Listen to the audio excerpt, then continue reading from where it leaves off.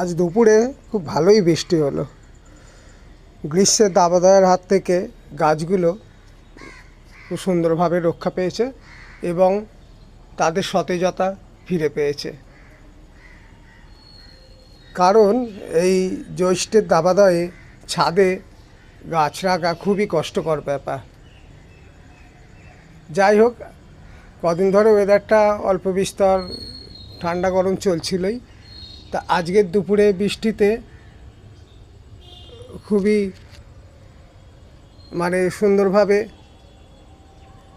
অনেকক্ষণ বৃষ্টি হওয়ায় গাছগুলো তাদের প্রাণ ফিরে পেয়েছে।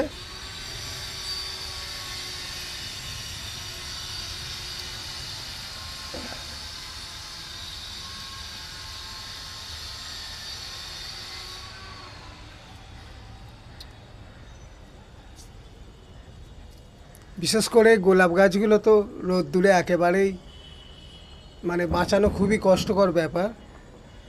যাই হোক,